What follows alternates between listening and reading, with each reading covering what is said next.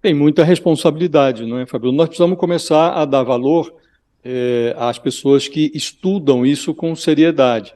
E há vários autores sérios que analisaram esse problema em profundidade, não só no Brasil, como no exterior, e esses estudos mostram que esses personagens que atacam escolas, que fazem esse tipo de execução, estão buscando notoriedade, ainda que seja uma pequena notoriedade. E há o que esses especialistas chamam de efeito contágio. O sujeito organiza um determinado ataque, é insuflado nas redes sociais a realizar aquele ataque, e quando ele executa o ataque, ele é celebrado nos grupos aos quais ele pertence na internet. Isso está saindo, já saiu da Deep Web, está na superfície das redes sociais.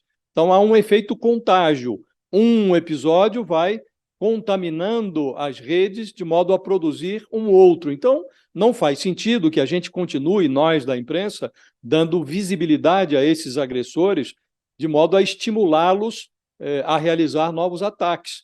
Então, acho que sim, é preciso que a gente se autocensure para não divulgar os nomes, para não divulgar imagens. Essas imagens, quando capturadas por câmeras nas escolas, elas costumam dar uma audiência extraordinária. Nós não podemos ceder a esta audiência fácil apenas para divulgar imagens que podem estimular um outro ataque. Agora, o que não me parece adequado é que essa contenção da imprensa leve os jornalistas a edulcorarem as notícias, a atenuarem a informação. Não, se a coisa assassinato de criança com a machadadas numa creche, isso deve ser noticiado com todo o horror que a cena contém, até para que a gente se convença da seriedade do problema.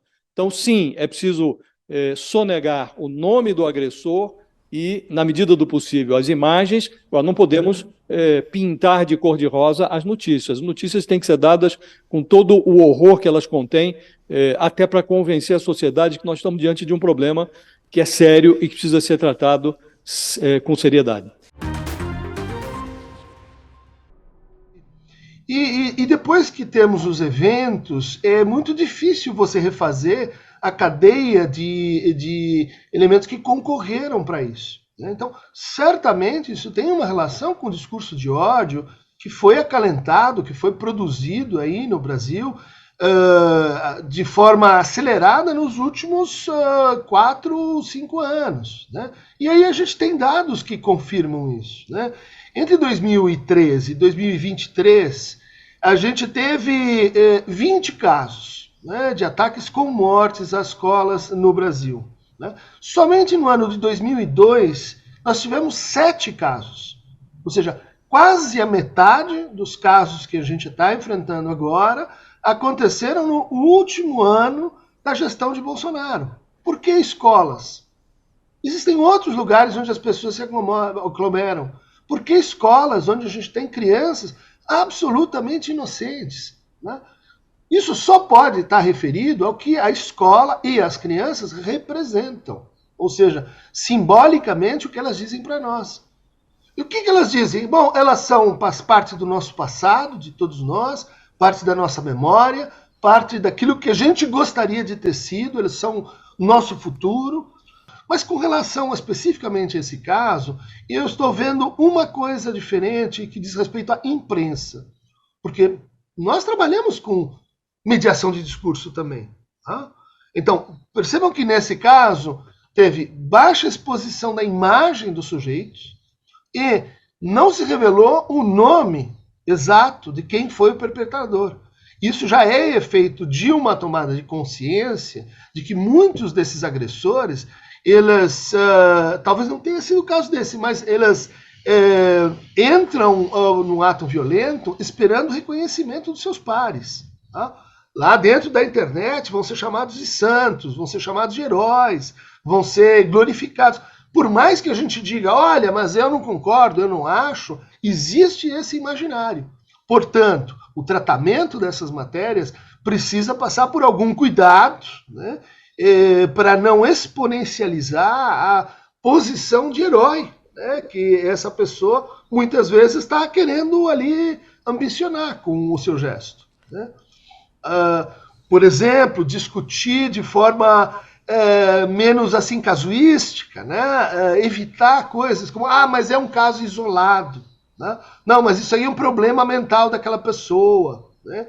E isso vai fazendo com que a gente perca, né, a linha de continuidade e enfrente isso como a gente enfrenta problemas sociais. Eu fiquei ouvindo a fala do Lula, né? E algumas coisas me passam pela cabeça, assim, quando eu escuto o Lula falando. E uma delas me incomoda bastante. Que, assim, o Lula fala como se essa pessoa que cometeu esse ato de profundo horror fosse destacada da sociedade, né? Fosse alguma coisa, assim, suspensa da sociedade. E não é. A gente produz esses sujeitos. Então, eu acho que a gente precisa, é hora da gente parar, para a gente pensar em políticas públicas, a gente precisa parar e entender como a gente pode se implicar nisso. Como a gente está produzindo sujeitos tão violentos assim. Tudo isso que o Josias falou é muito verdadeiro. Como que a gente veio parar aqui? Da onde vem esse ódio? Porque se a gente se fizer essas perguntas, a gente vai ter que voltar para a história desse país, que é contada como uma história idílica, de uma democracia alegre, colorida, musical. E a história do Brasil é violenta, é muito violenta. Ela começa com uma invasão, ela começa com extermínios e genocídios. Então, se a gente não se implica nessa história, se a gente não percebe que a gente não existe individualmente, que a gente só existe enquanto sociedade, e se nós também, jornalistas, a gente não se implica em perguntar como a gente conta essas histórias, e que histórias que a gente está contando, ou que histórias que a gente está deixando de mostrar. E a gente vai ter que voltar a esse filme para entender também que essa violência toda que faz parte da história do Brasil, Bolsonaro conseguiu consolidar e engajar no discurso de ódio que ele faz há tanto tempo e que a gente foi deixando passar. Essas células nazi-fascistas que o ministro Flávio Dino fala, elas estão aí há muito tempo. O professor Michel German fala disso desde 2017. O professor Michel Guerra fala assim, a gente não precisa chamar Bolsonaro de nazista. Ele mesmo diz que ele é nazista. Ele tem foto abraçado com um sósia de Hitler. Ele fez elogios a Hitler dentro do plenário.